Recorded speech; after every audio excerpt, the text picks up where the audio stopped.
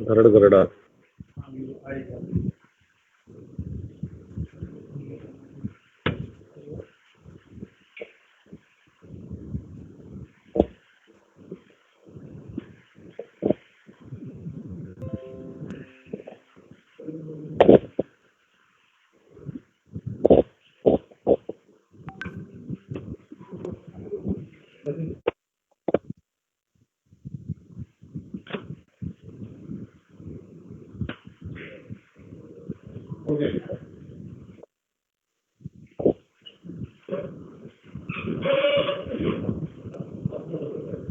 दोस्तों,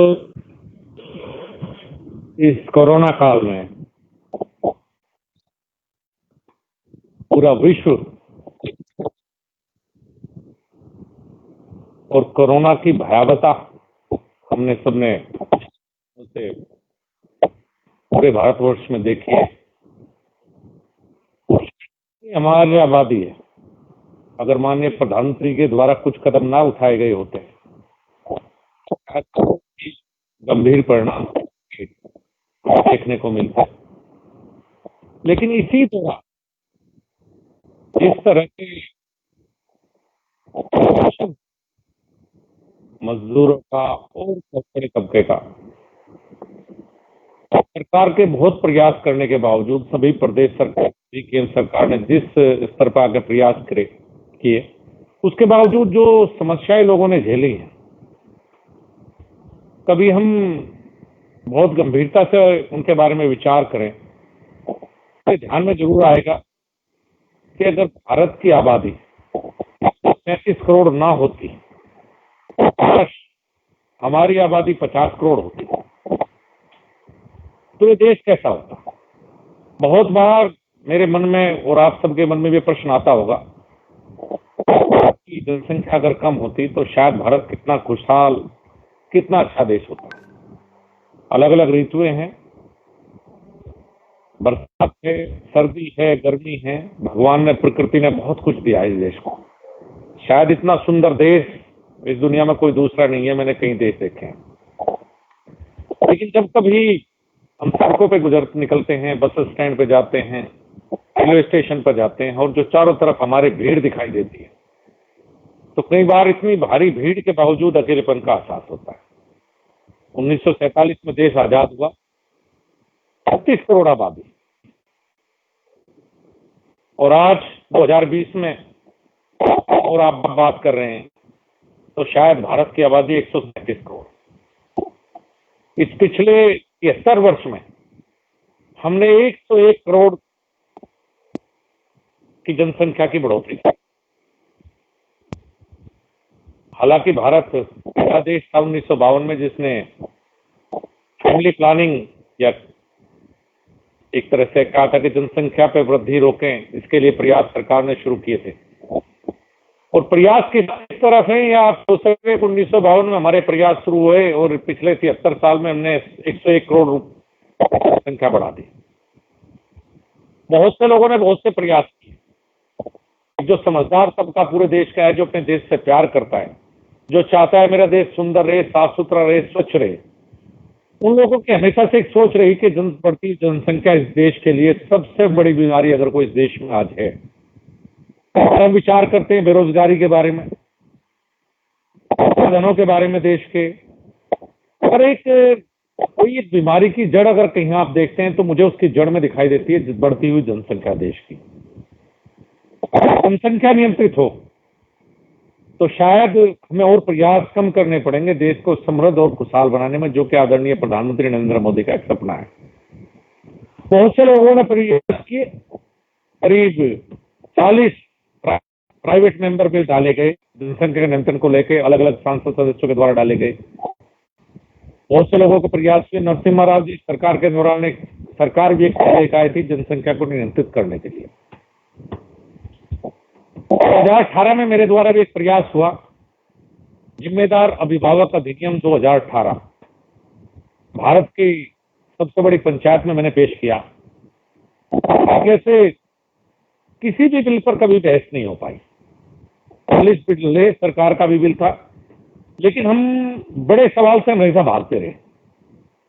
संसद में आज तक जनसंख्या बढ़ती हुई जनसंख्या के ऊपर कभी बहस नहीं हो पाई।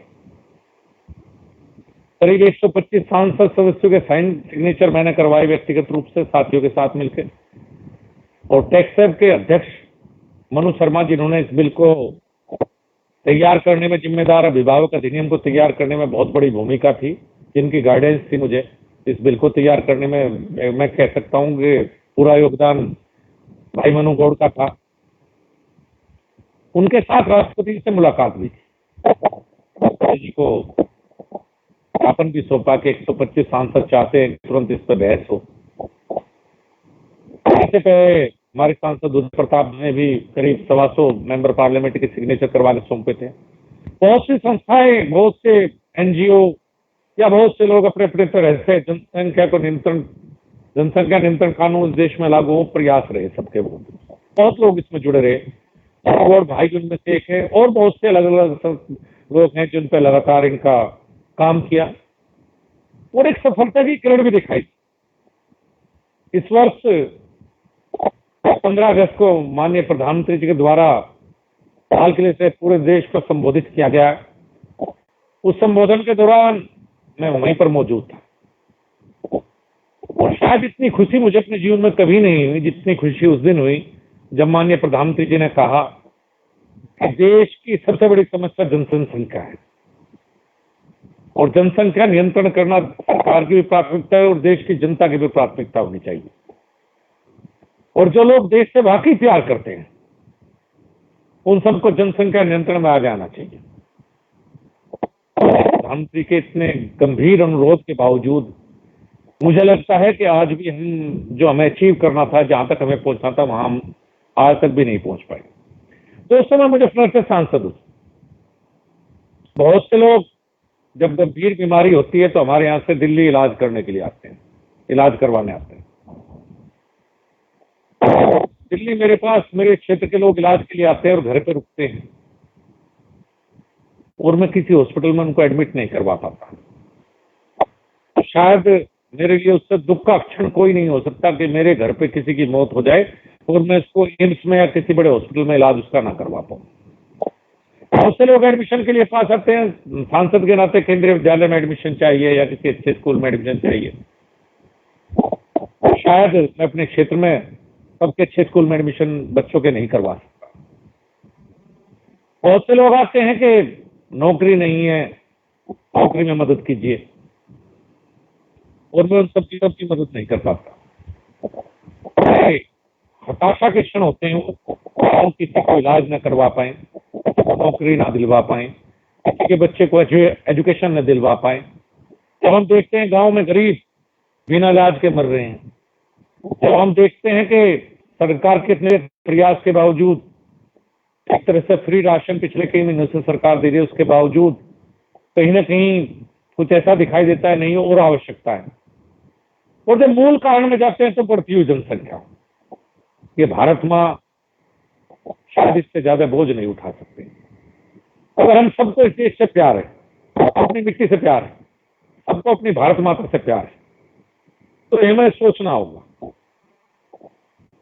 कड़े कानून की आवश्यकता शायद इस देश में आ चुकी है, क्योंकि प्रयास बहुत हुए, अलग अलग सरकारों द्वारा प्रयास किए गए, सबको समझाया गया, फैमिली प्लानिंग लागू हुई, हजारों लाखों करोड़ रुपए इसमें खर्च हुए, देश का एक बहुत बड़ा तबका ऐसा भी है कि जिसने आप नियंत्रित किया, 1 या 2 बच्चों पाए, लेकिन देश का एक बहुत बड़ा तबका ऐसा भी है कि जो आज भी 5, 7, 8, 10 बच्चों तक है। अब इस देश में आ चुकी है। पता नहीं उनकी क्या सोच है, ये तो नहीं कह सकता।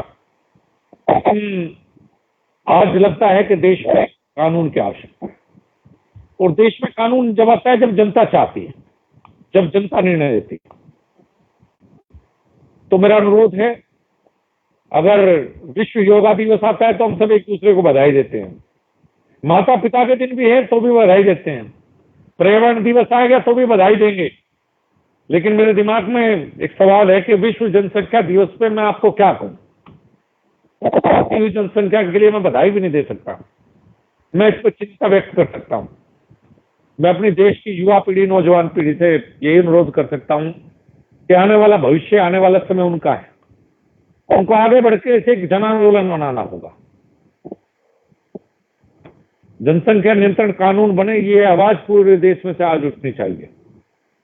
आज विश्व जनसंख्या दिवस पर मैंने भी एक छोटा सा प्रयास किया है। मैंने उत्तर प्रदेश के आदरणीय मुख्यमंत्री योगी आदित्यनाथ जी को एक पत्र लिखा है। मैं पत्र को आपके सामने पढ़ना चाहूंगा। आज विश्व जनसंख्या दिवस है। हमारे प्रदेश के लिए बढ़ती हुई जनसंख्या एक गंभीर समस्या है, जिसके कारण प्रदेशवासियों को प्रदेश की लाभकारी नीतियों, योजनाओं एवं संसाधनों का उपयुक्त लाभ प्राप्त नहीं हो पाता है। आज इस बात की नितांत आवश्यकता है कि हम प्रदेशवासियों को जनसंख्या नियंत्रण हेतु जागरूक करें एवं उन्हें प्रोत्साहित करें। हमारे प्रदेश को जनसंख्या नियंत्रण अभियान का आरंभ करना चाहिए। इसको हम आगामी पंचायत चुनाव से कर सकते हैं। आगामी पंचायत चुनाव में उत्तराखंड राज्य की भांति 2 से अधिक बच्चे होने की स्थिति में किसी को भी चुनाव लड़ने का अधिकार ना मिले। मेरा आग्रह है, आज विश्व जनसंख्या दिवस के अवसर पर हमारा प्रदेश आदरणीय मुख्यमंत्री जी के नेतृत्व में जनसंख्या नियंत्रण अभियान का आरंभ करने पर विचार करें। ये मेरा अनुरोध आज माननीय मुख्यमंत्री से, क्योंकि पंचायत चुनाव आने वाले हैं, 35 से 40 लोग पंचायत चुनाव इस प्रदेश में लड़ेंगे। अगर एक कानून बने तो एक शुरुआत होगी, अंत नहीं।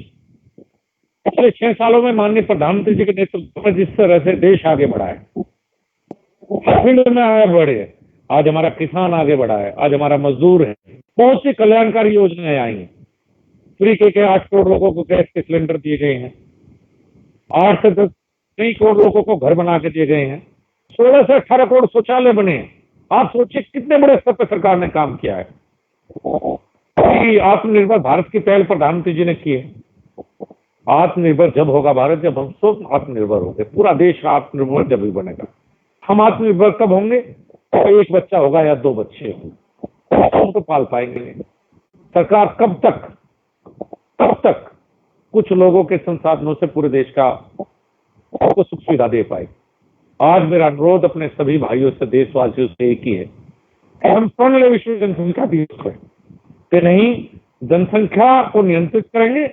आवश्यकता पड़ी तो माननीय प्रधानमंत्री के नेतृत्व में मुझे उम्मीद है कि आने वाले समय में कोई न कोई ऐसा कानून जरूर बनेगा जिससे जनसंख्या को नियंत्रित किया जा सके। आज बहुत से देश में ऐसे लोग हैं जो इस पे अपना पूरे जीवन इस तरह से कह के अपने काम छोड़ के इस पे काम कर रहे हैं। मैं उनमें से बहुत लोगों को जानता हूं, मेरे मित्र मनु गौड़ में से एक है। और अपना मिशन बनाया हुआ है कि नहीं, हमें जनसंख्या नियंत्रण कानून बनाना है, हमें देश में जागरूक करना है जनता को कि जनसंख्या नियंत्रण कानून। मेरे मित्र और मेरे मंत्रिमंडल में कैबिनेट मंत्री माननीय गिरिराज जी भी बहुत दिनों से इस पर बहुत बड़े स्तर पर जो संभव है कार्य कर रहे हैं। मैं आज आप सबसे अनुरोध करता हूं कि हम प्रण लें कि इस देश में बढ़ती हुई जनसंख्या 137 करोड़ की जनसंख्या को हम रोकेंगे। 2050 में 170 करोड़ जनसंख्या का अनुमान है। सोचिए, अगर इस देश में 170 करोड़ लोग होंगे तो कहां से चिकित्सा मिलेगी, कहां से शिक्षा मिलेगी, कहां रोजगार मिलेगा? ये हमारे आपके सोचने की बात है। आप सबका बहुत बहुत धन्यवाद, बहुत बहुत अभिनंदन।